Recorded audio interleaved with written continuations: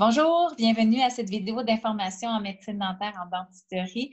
Nous sommes dans la section des enfants, dans la section dentisterie pédiatrique, dans l'aventure d'être parent et dans la section après la marche. Donc, l'enfant, quand il a commencé à marcher. Donc, sans plus tarder, je vais partager mon écran. Pour ceux qui n'ont jamais vu une de mes vidéos de conférence, je vais me présenter. Mon nom, c'est Isange Remacle. Je suis dentiste et dentiste propriétaire de la bannière Dentiste Rema. Dentiste Rema compte 5 cliniques à travers le Québec, à Brossard, Saint-Jean, sur Richelieu, Granby, Drummondville et à Warwick, près de Victoriaville. Nous sommes des cliniques de dentistes généralistes qui font tous les traitements sous un même toit. En plus d'être dentiste, j'ai développé des expertises. Donc, je peux dire que je suis une super généraliste. J'ai à mon arc, dans le fond, l'orthodontie, l'implantologie, la réhabilitation, donc plus les traitements d'aspect global. Mais je suis aussi allée chercher des expertises du côté entrepreneurial. Donc, j'ai un mini MBA de l'Université McGill. Je suis au 2e cycle en vue d'avoir mon MBA à l'Université Laval. J'ai fait des formations en communication et en gestion en management. En plus d'être une professionnelle entrepreneur, je suis aussi une maman. Je suis une maman de 3 jeunes enfants avec un conjoint qui m'accompagne autant du côté familial que dans les cliniques du côté entrepreneurial. Puis c'est une des raisons, dans le fond, que j'ai décidé de faire ces vidéos d'information. La série, surtout des enfants, me touche particulièrement. En tant que professionnelle, c'est sûr que on a réponse à plusieurs interrogations. Quand on est maman, qu'on passe de l'autre côté, bien, on voit que c'est important d'avoir ces réponses-là pour nous aider dans nos inquiétudes. Donc, à qui s'adresse cette conférence? Ça s'adresse autant aux parents, aux futurs parents, aux grands-parents, aux aides à la maison, autant des gardiennes ou à toute personne qui ont un intérêt là, sur le sujet. Donc, au programme, c'est sûr que dans la série pédiatrique, on a, dans le fond, tout ce qui est au côté psychologique. Le premier rendez-vous chez le dentiste, les techniques d'hygiène, la dentisterie, les traitements, la dentition pédiatrique, que ce soit les dents primaires, les dents permanentes. Et aujourd'hui, on va voir la section des urgences chez les enfants qui ont certaines dents d'adultes, donc en dentition mixte. Au niveau des urgences, il faut comprendre qu'il y a comme 2 principes. Il y a les principes des urgences qui ont eu un trauma, suite à un trauma, ou ceux qui ont eu une condition qui a évolué. Par exemple, on a eu une carie et tranquillement, la carie, elle a été de plus en plus loin, puis on se retrouve avec un abcès. Donc, c'est les 2 sujets qu'on va aborder. La première considération à savoir, c'est si, par exemple, votre enfant se plaint de douleurs dentaires. C'est sûr que l'enfant de plus de 6 ans qui a commencé à avoir des dents d'adulte est capable de mieux s'exprimer, mais encore là, il faut faire attention. Des fois, il y a des jeux de manipulation, un peu comme, vous le savez, votre enfant tombe sur l'asphalte, vous ne le voyez pas, bien, il continue son chemin. Mais s'il voit que vous l'avez vu, bien, à ce moment-là, il peut commencer à pleurer. Donc, du côté psychologique, bien, ça peut arriver aussi au niveau buccal. Donc, la première chose à faire, c'est vraiment bien identifier le problème et si effectivement, vous le sentez qu'il y a une douleur et c'est-tu à cet endroit-là, ici, ou est-ce que c'est à une autre place? Fait que si la douleur se reproduit, bien, finalement, ça se peut que votre enfant a vraiment un problème. Après ça, bien, ce qu'on va faire, c'est aller nettoyer la région, dans le fond, parce que ça se peut que ce soit un débris qui reste pris. Donc, si peut-être votre enfant a mangé, puis là, il y a de la douleur. Donc, allez bien nettoyer, brossage, rinçage avec un bain de bouche à l'eau tiède, salée. C'est sûr que ce n'est pas le meilleur dégoût, mais ça ne dérange pas s'il y en avale. Puis ensuite de ça va être important de bien aller passer la soie dentaire. Pourquoi? Parce qu'il y a certains débris, un peu comme les écailles de popcorn, qui ont la parfaite forme pour s'infiltrer entre la gencive et la dent. Et ceci, quand ça arrive, bien là, à ce moment-là, on peut même se retrouver avec un abcès. Donc, c'est super important d'aller bien enlever tous les débris qui peuvent rester coincés entre les dents, ce qui fait en sorte que quand il y a de la compaction alimentaire et qu'on l'a retiré, bien, des fois, on n'a même plus besoin d'aller chez le dentiste parce que le problème ait été enlevé, la source du problème, un peu comme un caillou dans un soulier. Quand on enlève le caillou, bien, on n'a plus de problème. Donc, c'est important d'aller bien inspecter la zone et souvent, ce que je vais suggérer pour bien inspecter une zone, si vous restez debout devant votre enfant, vous allez avoir de la difficulté. Donc, ce qu'on fait, même après l'âge de 6 ans, on fait coucher l'enfant au sol, on met la tête entre nos jambes parce que nous, on est assis au sol aussi. On demande à l'enfant de bien lever le menton et à ce moment-là, quand il ouvre grand, mais même sans téléphone intelligent, avec lumière ou lampe de poche, des fois, on a l'accès pour super bien voir, un peu comme si on était chez le dentiste. Je pense que c'est la meilleure façon pour bien identifier les problèmes en bouche. Puis, naturellement, s'il y a de la douleur, on peut donner un analgésique. Puis, si la douleur persiste, puis que vous voyez absolument rien, mais à ce moment-là, consultez le dentiste pour remédier au problème. Ensuite de ça, si votre enfant se casse une dent permanente, casser une dent permanente, bien, c'est sûr qu'il peut avoir autant un bout de dent qui est juste en surface, comme ça peut être plus important. Fait que dans tous les cas, on garde notre calme, surtout si, par exemple, il y a des tumeurs qui sont lésés, un peu comme la lèvre ou la langue. Mais là, en même temps que le trauma, bien, c'est sûr que ça peut être un peu plus important comme sensation de « Oh mon Dieu, il y a quelque chose qui se passe ». Donc, il faut garder notre calme en tant qu'adulte. La première chose après ça, c'est qu'on va aller inspecter le site, on va aller nettoyer avec de l'eau tiède. Encore une fois, on y va avec délicatesse. On va utiliser des débarbouillettes pour aller, débarbouillettes froides, une compresse froide ou de la glace sur la lèvre ou sur le visage, à l'endroit qui est lésé. Ensuite de ça, on va essayer de trouver les morceaux ou le morceau qui ont été fracturés. C'est sûr que si c'est une fracture de surface, ben, ça va être difficile premièrement de le trouver. Puis nous, en tant que tel, peut-être qu'on ne fera pas de traitement avec ça. Mais je conseille quand même que si vous l'avez, de l'apporter parce que nous, peut-être qu'on va s'en servir. Des fois, on peut le recoller, mais des fois, on va se servir de la forme de la dent pour reproduire le plus possible la dent d'avant. Ensuite de ça, les morceaux qui ont été retrouvés, là, à ce moment-là, on va les mettre dans un liquide, dans un sérum physiologique ou dans du lait, mais à température du corps, donc à 37 degrés. Dans l'énervement, des fois, ça arrive que les parents prennent la pinte de lait, se souviennent qu'il faut prendre du lait, ils vont prendre la pinte de lait du frigo directement et vont mettre la dent dedans. C'est sûr que ça fait un autre trauma aussi au niveau de la dent qui est, dans le fond, suite à un premier trauma. Donc, c'est sûr que la viabilité est moins bonne dans ce temps-là ou quand on a trop chauffé le lait. Donc, dans l'énervement, si jamais vous voulez être sûr, bien, sinon, la suggestion, c'est de le mettre directement dans la salive. Il faut faire attention avec les enfants pour ne pas avoir d'étouffement aussi. Donc, à ce moment-là, on va conseiller de le mettre pour l'adulte. On va nettoyer justement la dent si elle est tombée au sol avant de le mettre en bouche dans la salive.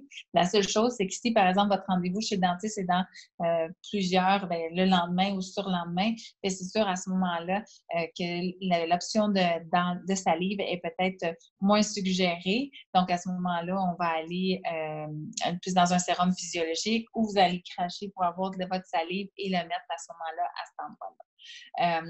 Donc, ça, c'est une des suggestions qu'on va faire avec les dents permanentes. Si, par exemple, la dent, elle n'est pas complètement cassée, mais qu'elle s'est déplacée, parce que ça peut arriver que la dent rentre, sort un peu, est de côté, bien là, à ce moment-là, on va aller un peu plus comme si la dent elle avait été complètement perdue.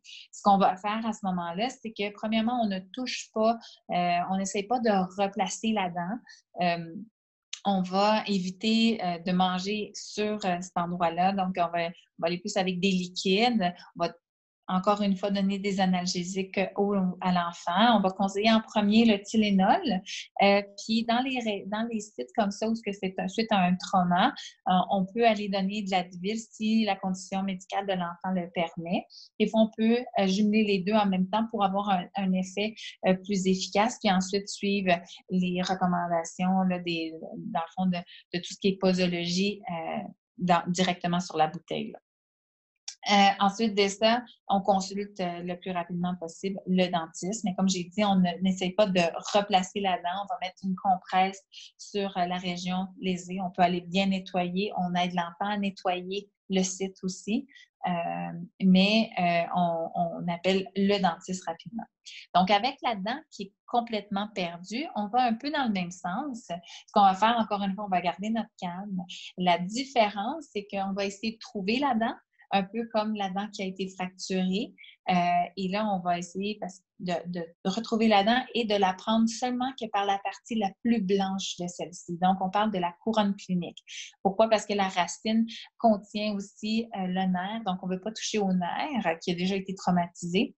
Et encore une fois, on ne tente pas de la replacer à sa place parce que premièrement, ou de la nettoyer, parce que premièrement, c'est le dentiste qui va la replacer, mais aussi, il va aller inspecter, voir est-ce que vraiment c'est toute la dent, est-ce qu'il n'y a pas un problème au niveau de l'alvéole ou ce qu'il y avait le site de la dent. Donc, avant d'aller replacer, on veut s'assurer que tout est adéquat.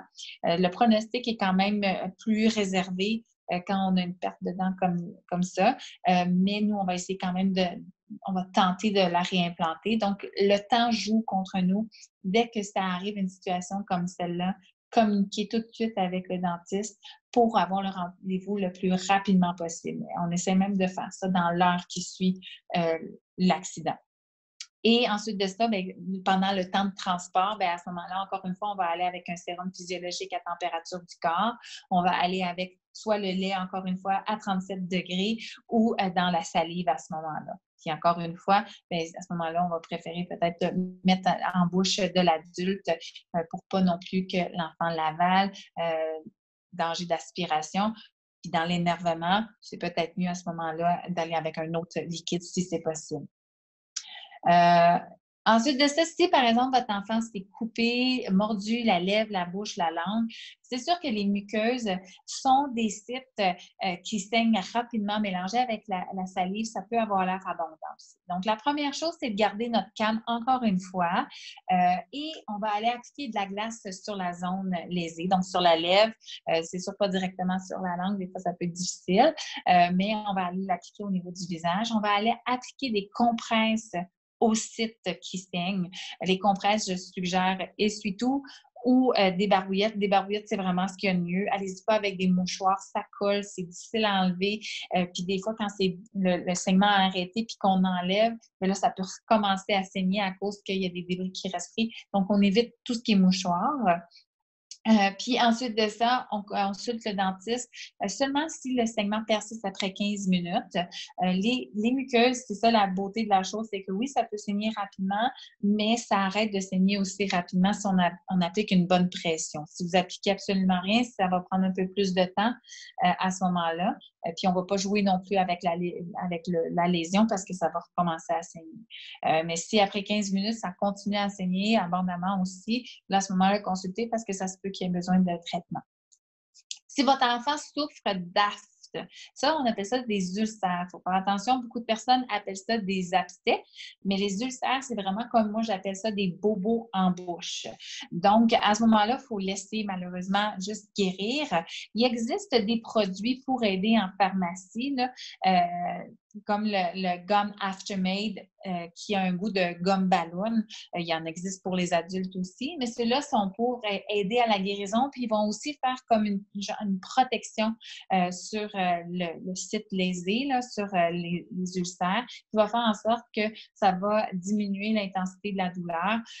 On peut donner des antidouleurs aussi. Je conseille encore une fois l'acétaminophène. Puis, aider votre enfant pour son hygiène buccale parce que des fois, ça peut être plus sensible, donc il n'ose pas aller au site. Puis si c'est sur la joue, bien, il n'ira pas brosser les dents à cet endroit-là, ce qui fait en sorte qu'il y a plus de bactéries puis plus de saignements à ce moment-là. Ensuite de ça, primo-infection herpétique, ça, on appelle ça une herpès buccale chez les enfants.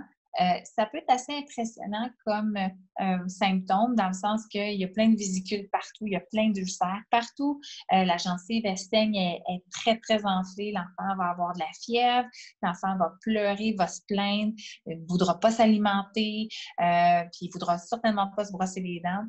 Donc, les traitements à ce moment-là, c'est super important que l'enfant puisse s'alimenter parce que souvent, c'est la problématique.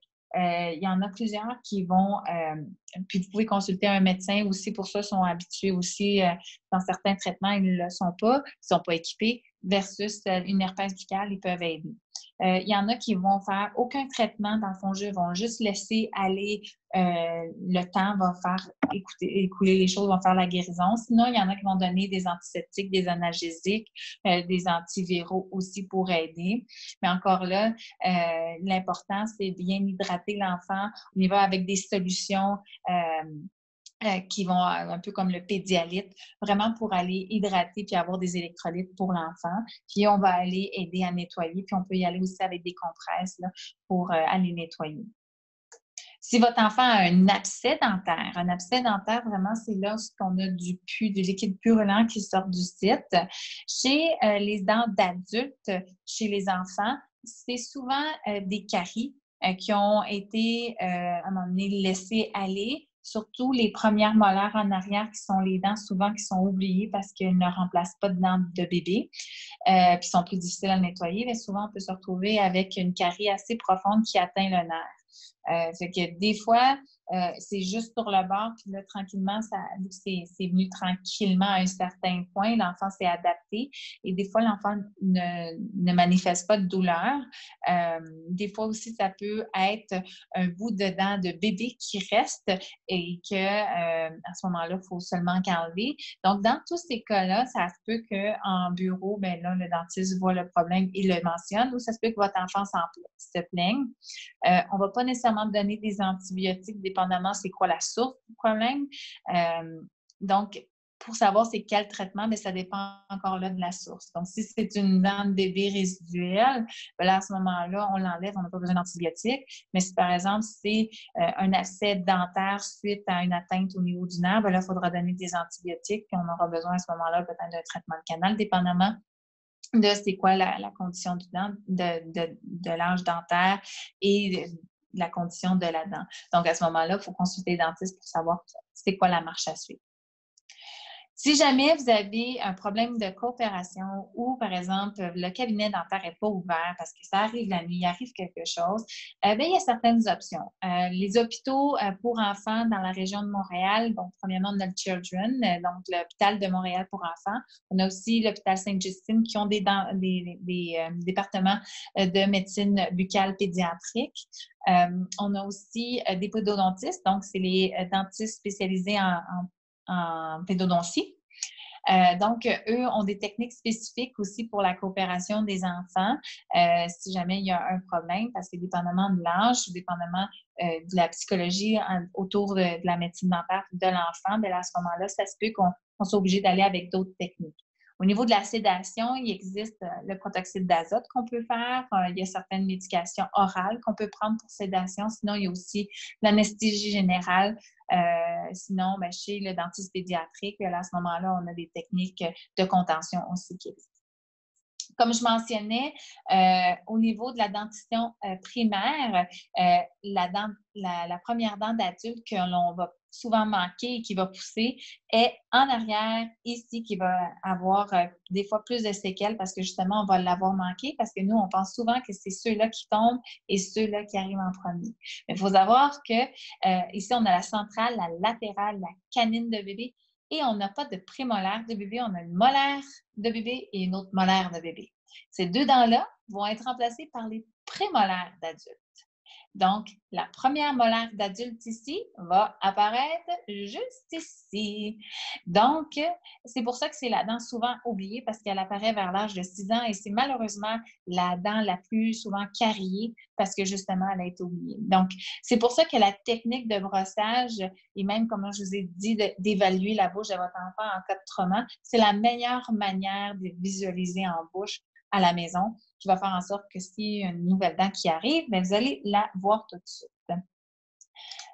La première dent d'adulte qui est perdue, justement, faites-en un événement. Là, on voit ici la fée des dents, notre aide de tous les jours chez les enfants. Bien, on a la chance de vous la prêter. Donc, ce qu'on fait, c'est qu'il existe une application que vous pouvez, dans le fond, télécharger et avoir de Tooth Fairy, la fée des dents, directement chez vous. Et vous pouvez la filmer lorsque votre enfant dort. Comme ça, vous allez pouvoir lui montrer. Faites-en un bel événement. C'est vraiment le fun pour les enfants. C'est de beaux souvenirs. Donc, cette vidéoconférence, ça conclut la vidéoconférence d'information pour cette fois-ci sur le sujet des urgences pour les dents permanentes. Si vous avez des sujets que vous aimeriez que je discute, faites-moi en part. Je vous invite à visionner mes autres vidéoconférences, mes autres vidéos d'information sur plein de sujets, autant la section des enfants que chez la femme, d'autres traitements. Nous sommes dentistes romans des cliniques dentaires de dentistes généralistes avec des traitements sous un même toit. Ça va nous faire plaisir de vous voir. Merci, au plaisir.